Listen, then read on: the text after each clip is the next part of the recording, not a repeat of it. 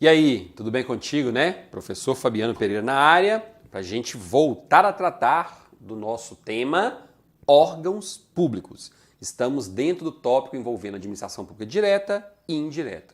E se você ainda não é inscrito no nosso canal, lembre-se, ó, aqui tem um quadradinho, você vai clicar e vai se inscrever agora. E depois, aqui embaixo desse vídeo, tem um link para você baixar o meu novo e-book, porque vai ser muito útil no seu processo de preparação. Combinado? Vamos lá então? Vamos falar um pouquinho mais sobre o tema órgãos públicos. E hoje nós vamos praticamente fechar esse assunto órgãos públicos. Você já percebeu que tem muito detalhe, né? Eu estou sendo bem objetivo, bem direto, batendo naquilo que você realmente precisa para responder as questões de prova. E esse ponto aqui, esse início de aula, vai ser fantástico para você. Porque se você conseguir assimilar as informações que eu vou lhe transmitir agora, com certeza você jamais vai errar uma questão sobre órgãos públicos. Vamos lá? Por quê? Porque agora eu vou lhe passar as principais características dos órgãos públicos, aquilo que você efetivamente tem que saber. Anote aí. Então, quais são essas principais características? Primeiro, os órgãos públicos integram a estrutura de uma mesma pessoa jurídica. Então, falou-se em órgãos públicos, nós temos apenas uma pessoa jurídica envolvida. Não tenho duas, não tenho três, porque se eu tenho duas ou mais pessoas jurídicas envolvidas, você já sabe. Aí nós estamos falando de quê? Descentralização. Então, falou-se em órgãos públicos, nós temos uma única pessoa jurídica envolvida. Nesse caso, mais precisamente, nós estamos falando, por exemplo, da União, estamos falando de um Estado, estamos falando do município, estamos falando do Distrito Federal. Ô professor, e é possível nós termos órgãos públicos na estrutura de uma pessoa jurídica da administração pública indireta? É possível sim. Vou te dar um exemplo. O INSS é uma autarquia, é uma pessoa jurídica da administração pública indireta. Mas dentro da estrutura do INSS em si, existem vários órgãos. O INSS, olha só, depois vamos aprofundar sobre isso. O INSS em si é fruto da descentralização. A figura INSS é fruto da descentralização. Esquece essa informação agora.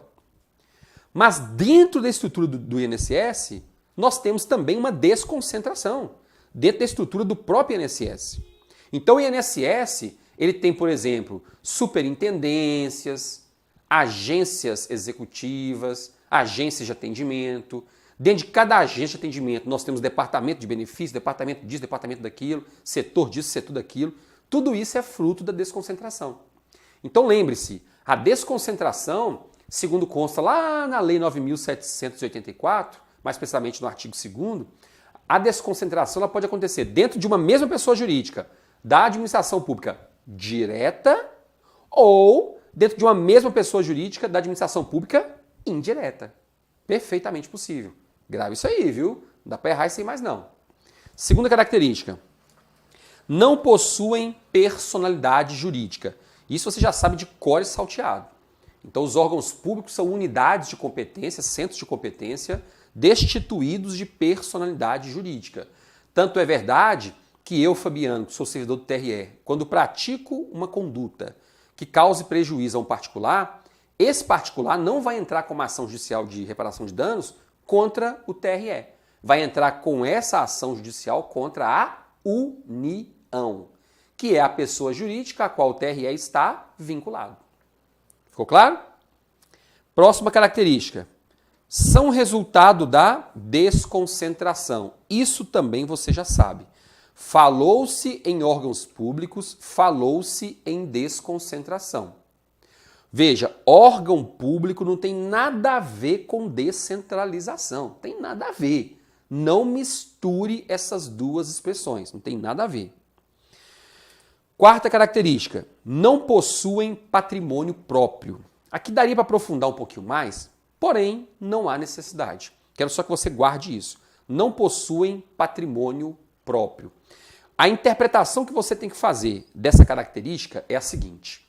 Vamos pegar aqui, suponhamos que eu seja servidor do Ministério da Saúde. O Ministério da Saúde não tem patrimônio próprio. Como não tem, professor? Eu passei num concurso, cheguei lá, sentei numa cadeira Tinha uma etiquetinha na cadeira falando patrimônio do Ministério da Saúde. Na mesa tinha uma etiquetinha dizendo patrimônio do Ministério da Saúde. Tudo bem.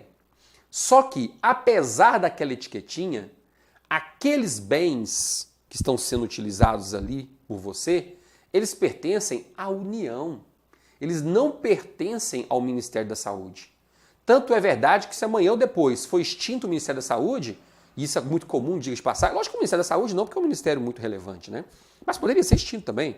Poderíamos juntar dois ministérios, Ministério da Previdência, Trabalho e Saúde, sem problemas. Então, se amanhã ou depois for extinto o Ministério da Saúde, aqueles bens que integravam a estrutura do Ministério da Saúde, eles voltam para a União. E a União vai distribuí-los para onde bem entender. Então, eles não possuem patrimônio próprio. Grave isso aí para a prova.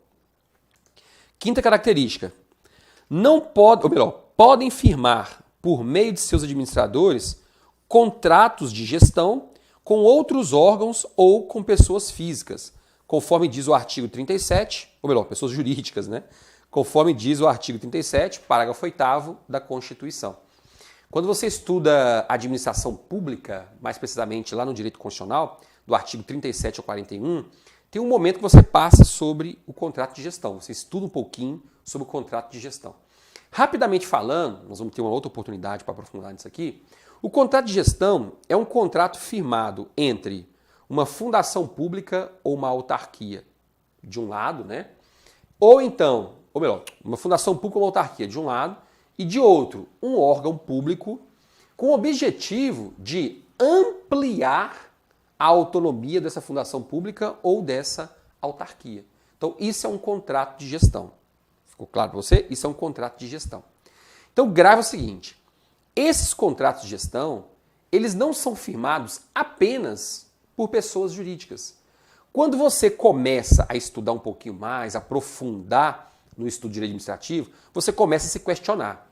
Peraí, mas se um órgão público não tem personalidade jurídica, se ele não responde civilmente pelos seus próprios atos, professor, como você mesmo já colocou aí, como é que poderia um órgão público firmar um contrato? Por quê? Porque se amanhã ou depois der algum problema em relação a esse contrato, em tese, não é ele que vai responder. Em tese, quem vai responder por esse contrato é a União. Então, quem teria que assinar é a União. Dá para se fazer esse questionamento, e ele é feito. Entretanto, para fins de concurso, que é o nosso objetivo, a gente tem percebido o quê? Que as bancas têm cobrado o entendimento da professora Maria Silvia Zanella de Pietro. E a professora lá no livro dela coloca o seguinte, que os órgãos públicos podem sim firmar contratos de gestão, não tem problema. Então uma autarquia, para ampliar a sua autonomia, ela poderia assinar esse contrato de gestão com o ministério supervisor da área que ela atua, sem problemas algum, tá?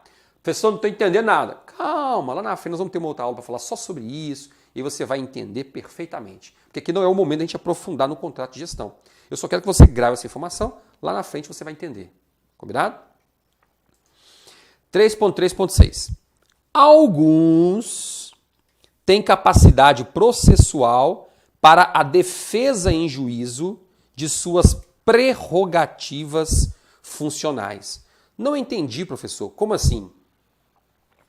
Olha, eu já disse que se um agente público que atua no órgão público X, no exercício de suas funções, vai lá e causa um dano ao particular, se esse particular quiser uma reparação por esses danos sofridos, ele vai ter que propor uma ação contra a pessoa jurídica. Ficou claro até aqui, não ficou? Pois bem. Aí é o seguinte, se eu disse que a ação tem que ser proposta contra a pessoa jurídica, é porque o órgão público não tem personalidade jurídica. É só por isso. Entretanto, já vamos entrar nisso aí, existem alguns órgãos que são chamados de independentes. Por quê? Porque eles são tão importantes, mas tão importantes, que eles estão previstos diretamente no texto da Constituição, de tão importante que eles são. E vou lhe dar alguns exemplos. Os tribunais do Poder Judiciário, os juízes que integram o Poder Judiciário, o próprio Senado Federal, Câmara dos Deputados, Assembleias Legislativas, Câmara de Vereadores. Tá vendo aí? A própria prefeitura, o governo do estado, a presidência da república. Esses são órgãos importantíssimos. E por isso eles têm previsão lá no texto da Constituição Federal. Então eles são chamados de órgãos independentes. Então vejam, pode acontecer em alguns momentos de esses órgãos independentes estarem impedidos de atuar, um órgão independente estar impedido de atuar, por quê? Porque outro órgão independente não está cumprindo a Constituição. Tá vendo? Dois órgãos envolvidos e dois órgãos independentes. Então esse órgão A está impedido de fazer o que manda a Constituição porque esse órgão B está descumprindo a Constituição. Vou te dar um exemplo. A prefeitura é obrigado a colocar a estrutura prefeitura, né? A prefeitura, que é o órgão ocupado pelo prefeito, ela está obrigada a repassar para a Câmara de Vereadores recursos financeiros mensalmente para custear as atividades da Câmara, inclusive pagar os subsídios de vereadores, os vencimentos dos servidores e por aí vai. Vamos supor que, num determinado momento, a prefeitura, que é gerida pelo prefeito, deixe de fazer os repasses dos valores financeiros para a Câmara. O que vai acontecer? A Câmara de Vereadores vai ficar impedida de atuar por falta de dinheiro. Não tem como funcionar a Câmara. Não tem nem como abrir mais a porta, porque nem para pagar a empresa que dá faxina na Câmara, a gente não tem dinheiro. Não dá para funcionar. Vão cortar a luz porque não estão pagando a luz. Por quê? Porque a prefeitura não está fazendo repasse. O município não está fazendo repasse para o órgão chamado Câmara de Vereadores. Tá vendo? Então, o órgão Câmara de Vereadores, que é um órgão independente, está impedido de atuar. Por quê? Porque outro órgão independente, que é a prefeitura, não está fazendo o repasse. Ficou claro? Aí, nesse contexto, o próprio Superior Tribunal de Justiça, referendado depois pelo Supremo Tribunal Federal, editou uma súmula dizendo o seguinte. Olha só o que diz a súmula. Até vou ler com você, fica mais fácil. Ó, que é a súmula 525. A Câmara de Vereadores não possui personalidade jurídica. Por quê? Porque é um órgão, nós sabemos disso. Apenas personalidade judiciária. Somente podendo demandar em juízo para defender os seus direitos institucionais. Ou seja, em outras palavras, o que essa súmula 525 do STJ diz é o seguinte, ó, Câmara de Vereadores podem sim, em caráter excepcional, entrar com ações judiciais. Apesar de ela não ter personalidade jurídica, pode entrar com ações judiciais. Quando? Quando precisar defender as suas atribuições constitucionais, como nesse exemplo que eu disse. O mesmo pode acontecer com o Tribunal de Justiça, com o TRF, com o TRT, sei lá. Por exemplo, se um Tribunal de Justiça não está recebendo do Estado, do governo do Estado, o repasse de recursos necessários para custear as suas atividades, nesse caso, seria possível que o Tribunal de Justiça apresentasse um mandado de segurança contra o governador, que é o responsável pela gestão do governo do Estado. É possível? Perfeitamente possível. Como nesse caso aqui. Nesse caso aqui, a Câmara de Vereadores vai apresentar um mandado de segurança contra o prefeito, que é o gestor do município, para que o prefeito repasse os recursos para a Câmara de Vereadores. Então isso aqui é uma situação excepcional, mas é possível na prática. E isso tem sido cobrado muito em provas de concurso. Inclusive, olha essa aqui que eu trouxe para você. Ó. No concurso público para o cargo de Defensor Público do Estado de Roraima, o CESP considerou incorreto o seguinte enunciado. A Assembleia Legislativa Estadual, por se caracterizar como órgão público desprovido de personalidade jurídica, até aqui está certinho, né? Não pode ingressar em juízo em defesa de prerrogativas institucionais concernentes à sua organização e ao seu funcionamento. Errado. Por quê? Pode ingressar? Sim, já que a Assembleia Legislativa também é um órgão independente. Então pode ingressar? Sim, sem problema algum. Ficou claro para você isso aí? Tem certeza? Então tá bom. Já que ficou claro para você, nós vamos começar a aprofundar um pouquinho mais. E vamos entrar agora na classificação de órgãos públicos. Olha, quando a gente fala em classificação de órgãos públicos, se você pegar os livros de direito administrativo para estudar, você vai perceber que cada autor cria a sua própria classificação, inventa ali uma história diferente. Mas o fato é que em provas de concurso, a classificação, ou melhor, as classificações mais cobradas são aquelas formuladas por Eli Lopes Meirelles. saudoso Eri Lopes Meré, que morreu na década de 90. E até hoje, seus ensinamentos estão bem consolidados no âmbito do direito administrativo. Então nós vamos focar nessa classificação, porque a tendência é nós encontrarmos questões de provas sobre essa classificação. Vamos lá? Olha só, Eri Lopes Meirelles, ele divide os órgãos públicos quanto à posição estatal, quanto à estrutura e quanto à atuação funcional, tá? Eu vou colocar essa aqui, que quanto às funções exercidas, que a professora Maria Silvia Zanella de Pietro que apresenta essa aqui, de vez em quando a gente conta em prova, tá? Mas vamos lá. Primeiramente, quanto à posição estatal, os órgãos públicos são classificados em independentes, autônomos, superiores e subalternos. Vamos lá então. O que são órgãos públicos independentes? Eu acabei de falar para você, né? Órgãos públicos independentes são aqueles que possuem previsão lá no texto da Constituição. São aqueles órgãos máximos de cada poder. Ou seja, Câmara de Vereadores, Assembleias Legislativas, Câmara de Deputados, Senado Federal, isso no Legislativo. No Judiciário, todos os órgãos do Judiciário são considerados independentes. Todos. Supremo Tribunal Federal, STJ, TRT, TRS, o juiz em si, na figura isolada do juiz, também é um órgão independente. Você sabe que o juiz é um órgão do judiciário. Se você for estudar o artigo 92 e 99, você vai encontrar essa informação lá. E depois também nos outros dispositivos. Então ele é um órgão do Poder Judiciário. E, quando nós falamos em executivo, são órgãos independentes. A Presidência da República, as governadorias dos estados e as prefeituras. Então, todos eles são chamados de órgãos independentes. Assim como são órgãos independentes o Ministério Público e os Tribunais de Contas. Todos eles órgãos independentes. E o que caracteriza um órgão independente é o fato de ele estar previsto diretamente onde? No texto da Constituição. E, portanto, não estão subordinados a quaisquer outros órgãos. Quando eles olham para cima, não tem ninguém acima deles.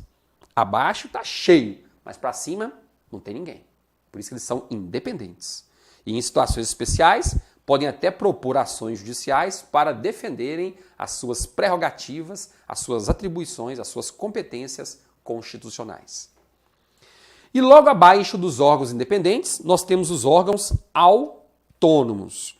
São aqueles que detêm autonomia técnica, administrativa e financeira. Exemplos de órgãos autônomos: os ministérios, Ministério da Saúde, da Educação, Ministério do Transporte, etc. Secretarias estaduais e secretarias municipais. Esses são órgãos autônomos. Eles estão logo abaixo dos órgãos independentes. Estão vinculados à estrutura dos próprios órgãos independentes.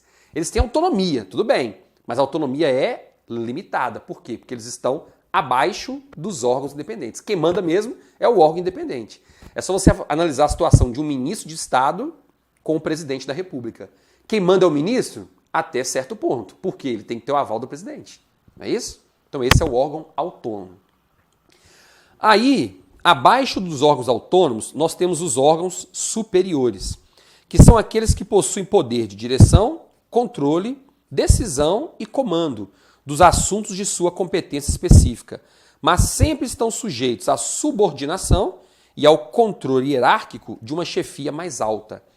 Então veja, aqui a gente tem uma escadinha, né? Aqui em cima, por exemplo, a Presidência da República, abaixo da Presidência da República, os ministérios. Ministérios são órgãos autônomos. Abaixo dos órgãos autônomos, ou melhor, abaixo e dentro dos órgãos autônomos, nós temos os órgãos superiores. Ok? Vou te dar um exemplo. Vou tentar desenhar isso aqui, mais ou menos. Aqui dentro, aqui em cima, quer dizer, eu tenho a Presidência da República. Aí eu tenho aqui vários ministérios, né? Eu vou colocar aqui Ministério da Fazenda, Ministério da Justiça, Ministério da Saúde, por exemplo. Então aqui, eu tenho órgão independente, aqui eu tenho órgãos autônomos. Beleza. Aí dentro do Ministério da Justiça eu tenho vários outros órgãos. E detalhe, tá vendo que eu só estou falando em órgãos aqui, né? Falou-se em órgãos, falou-se em desconcentração.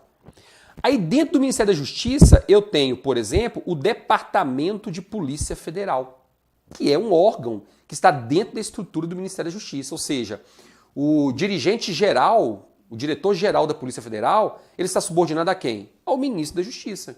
Apesar de o Departamento de Polícia Federal ele ter, né, um poder de direção, de controle, de comando, ele está subordinado ao ministro da Justiça. A mesma coisa aqui, ó, Ministério da Fazenda. Dentro do Ministério da Fazenda a gente tem a Receita Federal do Brasil, que pode ser considerado um órgão superior. Mas o secretário-geral da Receita Federal está subordinado a quem? Ao ministro da Fazenda. Tá vendo? Então a Receita Federal do Brasil está subordinada ao Ministério da Fazenda. Então, eis os órgãos superiores. E lá embaixo, né, lá na ralé, estão os chamados órgãos subalternos. Eu digo na ralé para você entender, óbvio, né? Você entender. Por que ralé? Porque órgão subalterno, meu amigo, é aquele que você olha para baixo, está lá no teto, tá lá no piso, né? Não tem ninguém abaixo dele, ou seja, ele olha para cima, tem um mundo velho de gente, né? Chefe para cima tem aos montes, mas ele não manda ninguém. Ele olha para baixo e fala assim, meu filho, aqui eu cheguei no piso, né? Não tem ninguém abaixo de mim. Essa é a diferença. Por exemplo, o órgão independente, ele olha para cima, ninguém manda nele, não tem ninguém acima de mim. A não ser Deus lá para cima, né? Não tem ninguém acima de mim. O órgão subalterno é diferente. Ele olha para cima, tem gente que não acaba mais, mas olha para baixo, não tem ninguém, ou seja, ele só cumpre ordens, mais nada. Por exemplo, uma portaria. Portaria é um órgão. Portaria de prédio, portaria de um órgão público. Tá vendo? Portaria de um ministério, de uma secretaria, onde tem aquele atendente que fica lá, deixa eu ver seu crachá para entrar. Aquilo ali é um órgão público, é um departamento específico, mas é um órgão subalterno. Ok? São aqueles órgãos de contato direto com os agentes públicos, órgão de contato direto com os usuários do serviço público. Esses são chamados de órgãos subalternos. Tá ok? Vamos avançar um pouquinho mais. Segunda classificação. Quanto à estrutura, os órgãos podem ser simples ou compostos. O que é um órgão simples? É aquele constituído por um único centro de competência, ou seja, não possuem divisões internas. Vou te dar um exemplo. Ó, quando a gente fala em órgão simples, é aquele órgão que não se desmembra, ele não se distribui. Por exemplo, o órgão chamado juiz eleitoral. Porque se você for estudar a Constituição, diz lá, são órgãos da Justiça Eleitoral, as juntas eleitorais, os TREs, o TSE e os juízes eleitorais. Está escrito lá. Então aqui dentro, quando eu falo em órgão simples, é aquele que não tem desmembramento, como é o caso do órgão chamado juiz eleitoral. Ele não se desmembra. É um órgão simples e acabou. Por outro órgão composto é aquele que dentro da estrutura tem vários desmembramentos. Você olha para baixo, tem um tanto de outro órgão ali dentro. Por exemplo, Ministério da Fazenda. Você olha para baixo do Ministério da Fazenda, nossa senhora, tem um tanto de órgão vinculado a ele. Ixi, mas tem órgão que não acaba mais. Você olha, por exemplo, Secretaria Estadual de Saúde. Você olha para baixo, vixe, mas tem órgão demais na estrutura dele, vinculado ao Ministério da Saúde. Embaixo dele tem um tanto de órgão. Embaixo do juiz não tem órgão nenhum. Mas nem por isso ele é um órgão subalterno. Nem por isso. É porque realmente ele é tão importante que abaixo não tem ninguém. É diferente o raciocínio. Tá bom? E órgãos compostos, então, são aqueles que têm dentro da sua estrutura vários desmembramentos, vários outros órgãos. Classificação quanto à atuação funcional. Quanto à atuação funcional, é como esse órgão funciona, como ele atua no dia a dia. Então, eles podem ser singulares ou unipessoais. A palavrinha unipessoais já dá uma dica, né? Única pessoa. Ou então, colegiados ou pluripessoais. Pluri significa várias pessoas. Então, órgãos singulares ou unipessoais são aqueles cujas atuações e decisões mais importantes estão centralizadas em um único agente, que é o seu titular. Por exemplo, vou citar o mesmo exemplo, o juiz eleitoral, o juiz do trabalho, o juiz estadual, o juiz de direito, né? Ele atua sozinho. Então ele é um órgão singular, unipessoal, única pessoa, ele decide sozinho, não precisa de mais ninguém. É o caso do presidente da República. Ele decide sozinho. Ele ocupa um órgão chamado Presidência da República. E dentro da Presidência da República, ele decide sozinho. Ele pode até ouvir os seus conselheiros, mas ele decide sozinho. Um governador de estado, ele decide sozinho. Pode até ouvir os secretários, mas ele decide sozinho. Então esse é um órgão chamado unipessoal, única pessoa. Órgão singular. Por outro lado, nós temos os órgãos colegiados, que que são aqueles que dependem de uma votação para se decidir. Supremo Tribunal Federal é um órgão colegiado. Temos 11 membros. Para se decidir alguma coisa, tem que ter no mínimo 6 votos favoráveis e 5 contrários. No mínimo. Tem que ter uma votação. Então, falou-se em órgão colegiado ou pluripessoais, são aqueles que exigem uma votação para se decidir alguma coisa. Tá claro? Então, isso é um órgão colegiado, é composto por várias pessoas. E ali dentro tem que fazer uma votação para decidir alguma coisa. E por último, temos a classificação quanto às funções exercidas na prática, né? Primeiro, órgãos ativos. O que são órgãos ativos? São aqueles que editam atos administrativos com o objetivo de materializar as atividades administrativas, como acontece com os ministérios, por exemplo. Então, o órgão ativo é aquele que põe a mão na massa, aquele que pratica as atividades administrativas, aquele que executa, que faz o que tem que ser feito. Então, isso é chamado de um órgão ativo. Ele materializa as funções do Estado. Tá bem? Quando o Ministério da Saúde, por exemplo, está realizando uma campanha de vacinação, está distribuindo seringas, ele está materializando as atividades administrativas. Está fazendo o que realmente a Constituição manda fazer. B.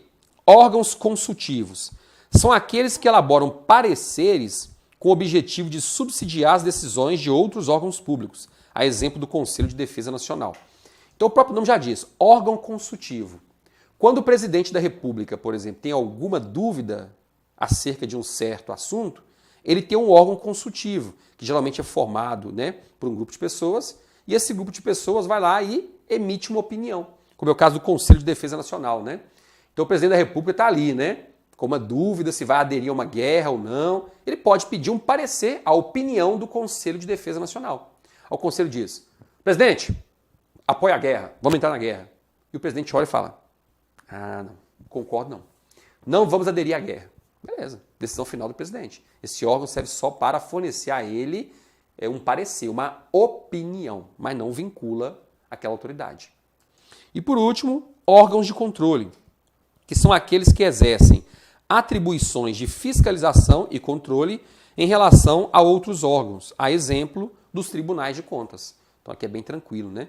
Então os tribunais de contas são responsáveis pelo controle externo, o controle financeiro externo dos demais órgãos que integram a administração pública brasileira em sentido amplo.